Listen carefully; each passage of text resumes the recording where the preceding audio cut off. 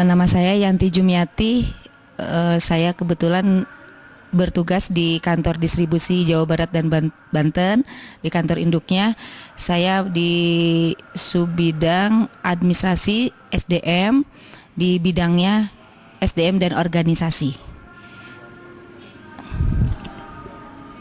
Jabatan sayanya jabatan PLT Supervisor Pengelolaan Administrasi SDM.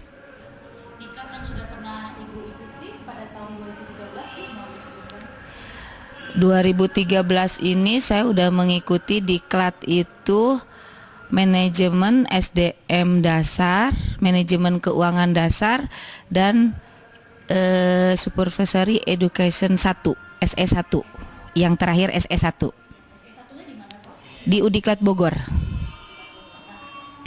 Sehubungan dengan action learning, bisa Ibu ceritakan mengenai action learning yang harus Ibu lakukan sehubungan dengan SE1 ya. Kebetulan yang ada action learningnya cuman SE1. Saya mengikuti diklatnya itu kurang lebih hampir 3 minggu di Udiklat Bogor yang in class trainingnya. Terus setelah itu seminggu kemudian setelah selesai diklat itu kita diwajibkan untuk OJT. OJT-nya itu tetapi dilaksanakan setelah ada surat pemberitahuan dari Udiklat Bogor bahwa kita harus melaksanakan OJT dengan ada tahapan-tahapannya dan membuat laporannya melalui program SIOMA ya. SIOMA itu, nah di situ ada jadwalnya. Tahap 1 kita harus membuat laporan pertama dengan membuat bab 1 misalnya, terus sampai tahap kedua sampai tahap terakhir itu untuk presentasi, karena kita diwajibkan membuat telaahan setap yang harus dipresentasikan setelah kita ini. OJT itu disarankan kita mempunyai satu masalah yang harus kita selesaikan, dibahas menjadikan TS itu sendiri, masalah apa di bidang terkait yang saya bidangi, yang saya tugas sehari-hari, satu permasalahan yang harus diselesaikan dan solusinya apa, masukannya apa, itu dituangkan di dalam TS itu sendiri. Dan mentornya atasan langsung saya, kebetulan Deputi Manajer DM ASDM mentornya. Nah, setiap tahapan pertama di SIOMA itu kita membuat laporan apa dan di-approve oleh atasan. Terus nanti sampai tahap ketiga, kalau nggak salah sampai terakhir itu tahap ketiga, sampai selesai kita akan melaksanakan presentasi TS itu. Di dalam TS itu kebetulan saya mengambil karena menurut saya waktu itu tuh tentang disiplin pegawai, cara penyampaian sosialisasi tentang disiplin pegawai. Karena selama ini sebenarnya sih penurunan atau peningkatan juga tidak signifikan ya pegawai yang kena hukuman, tetapi selalu setiap tahun itu ada yang kena hukuman, sampai ada hukuman PHK, yaitu hukuman berat. Dari situ saya mencoba membuat dulu kayak kuesioner kepada pegawai, tapi pegawainya saya ambil cuman di satu area aja, satu unit, yaitu di area Bandung. Saya ambil dulu sampel, pegawai itu mengerti tidak tentang pengetahuan peraturan disiplin pegawai itu sendiri. Dari situ saya buat untuk membuat tes, tapi saya bandingkan juga dari laporan yang setiap bulan kita kumpulkan dari unit-unit untuk mengenai pelanggaran disiplin pegawai di lingkungan DJBB. Nah, dari situ saya dijadikanlah judul untuk TS saya, sampai akhirnya sebelum TS saya bikin, sebelum presentasi saya buat lagi kuesioner, karena setelah saya kuesioner pertama saya membuat, terus saya buat karena waktu itu saya judulnya melalui sosialisasi melalui intranet DJBB. Di intranet DJBB itu saya masukkan tentang peraturan disiplin itu sendiri, terus ada feedback nggak dari pegawai itu. Setelah itu saya membuat kuesioner ulang untuk pemahaman tentang peraturan itu, dan walaupun sedikit tapi ada peningkatan di situ, pegawai itu mengetahui tentang disiplin pegawai itu sendiri. Di situ terus saya presentasi didampingi oleh mentor, dan presentasinya di Udiklat Bogor itu sendiri, dan langsung dinyatakan lulus atau tidak lulus dan revisi makalahnya. Setelah selesai itu tinggal menunggu sertifikat untuk kelulusannya. Mungkin itu saja.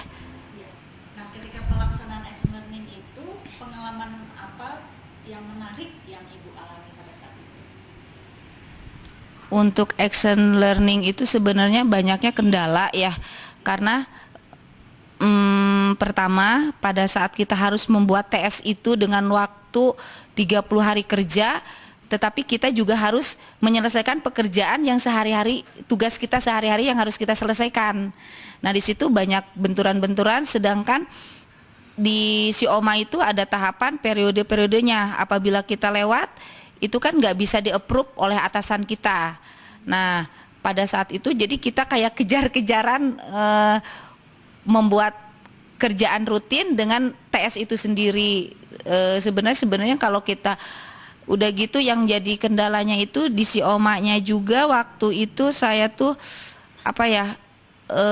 error itu, sistemnya error, tetapi periodenya tetap segitu gitu, kita nggak bisa mengulang lagi. Akhirnya waktu angkatan saya itu untuk SE1 semuanya itu pada tahap yang pertama harus membuat rekomendasi dari DJBB bahwa tidak mengisi Sioma untuk tahap 1, dikarenakan yaitu sistemnya error, tapi periodenya itu perubahannya dirubah tapi udah masuk lagi ke tahap kedua.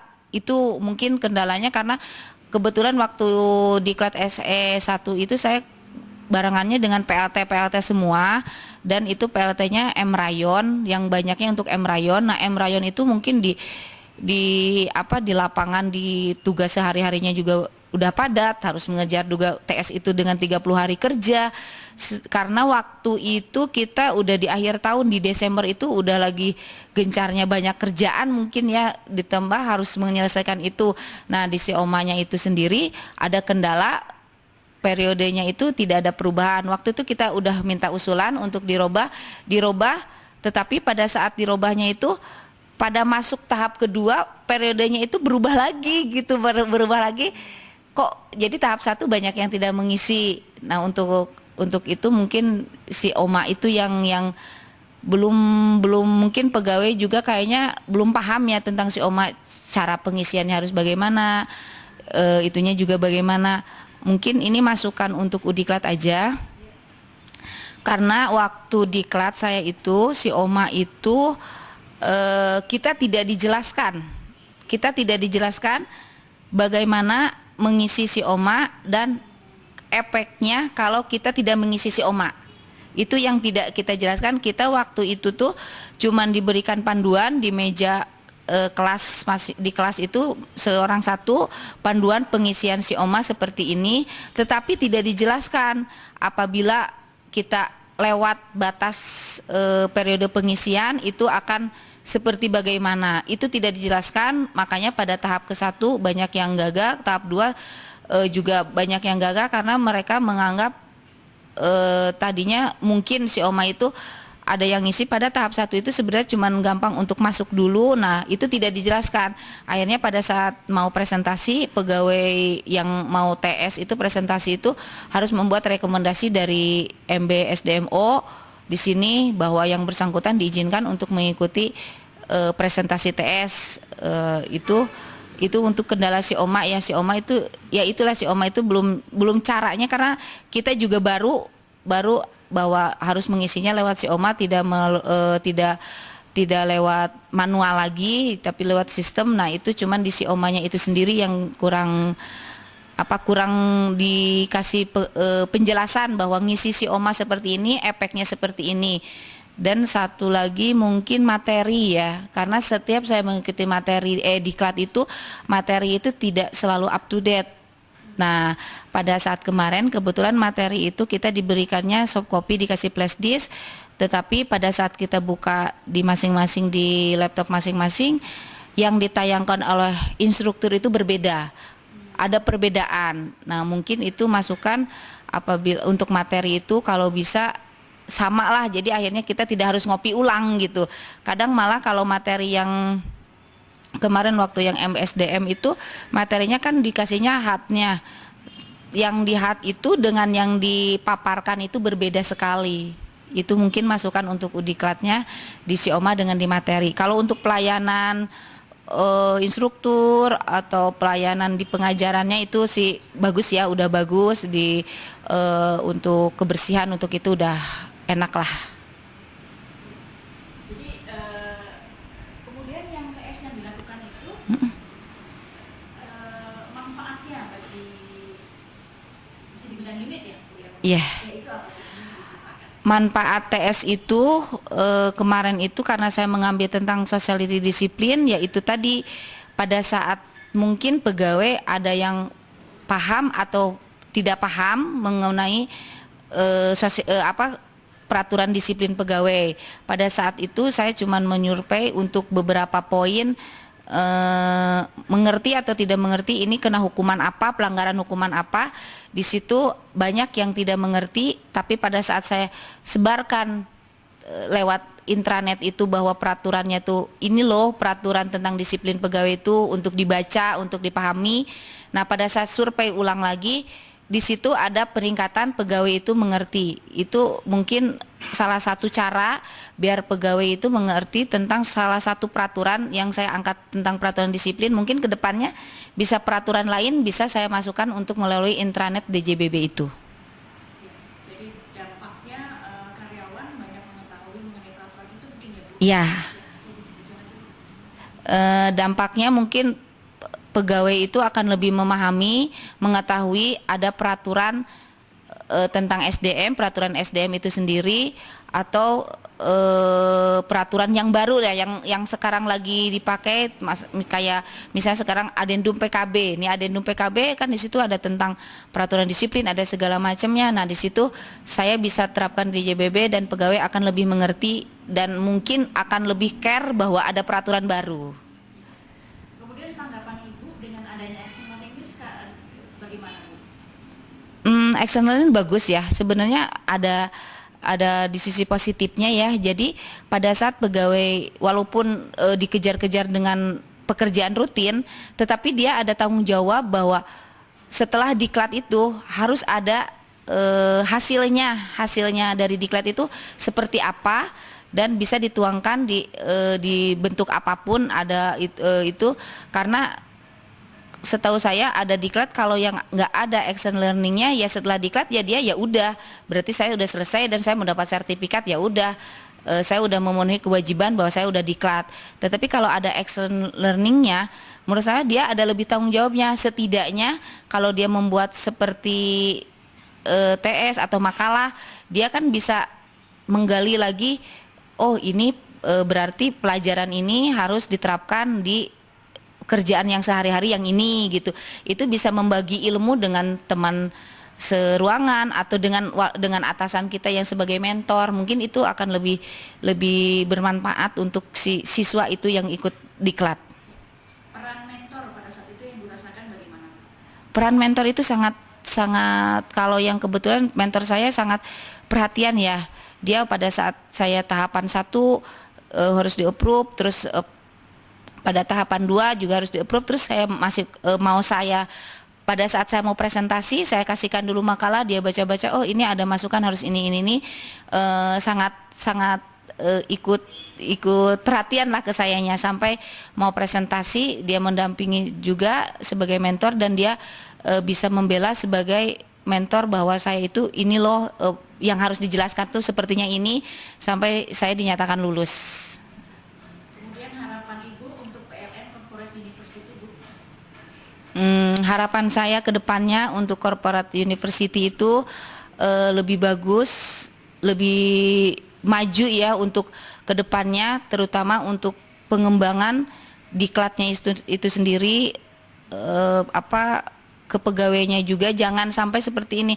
Jadi harus ada di diri si pegawai itu sendiri pada saat dia dipanggil diklat itu, niat dia itu untuk menambah ilmu, menambah wawasan, jangan cuman dia mau berangkat aja, oh lumayan nih untuk refreshing di sana, karena ilmu yang dia dapat mungkin udah didapat di sehari-hari dia di tugas sehari-hari.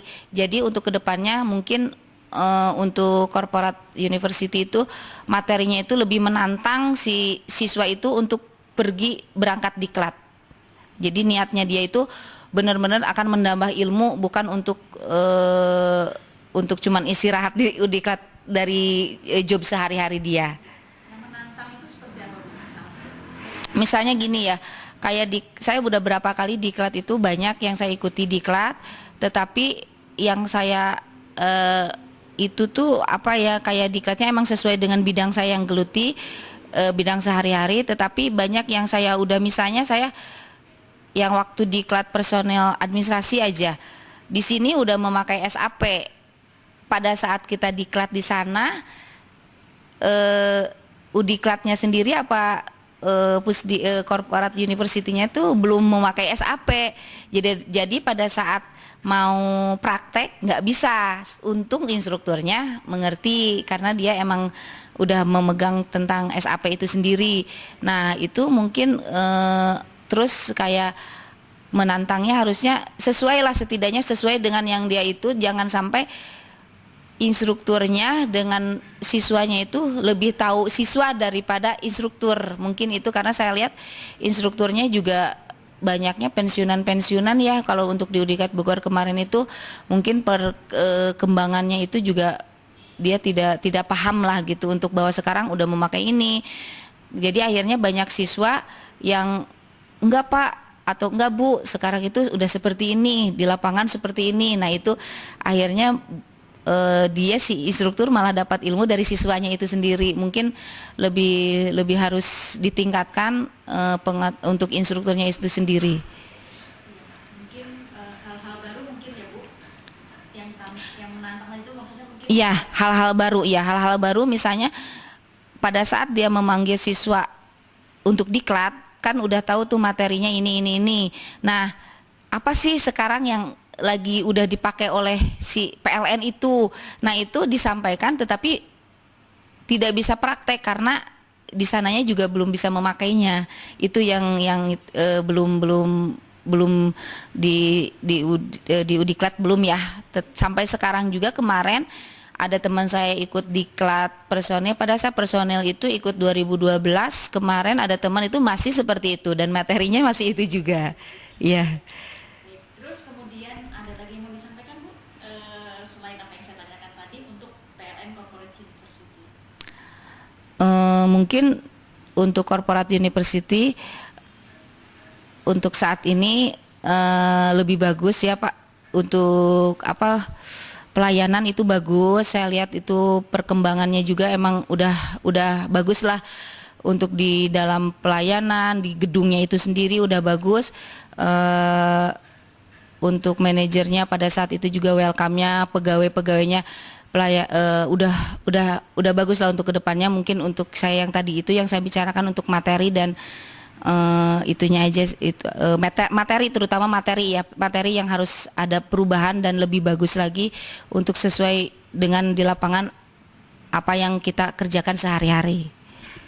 Terima kasih banyak waktunya dan informasinya. Iya, terima kasih sama-sama. PLN Corporate University atau PLN Corpu Excellent.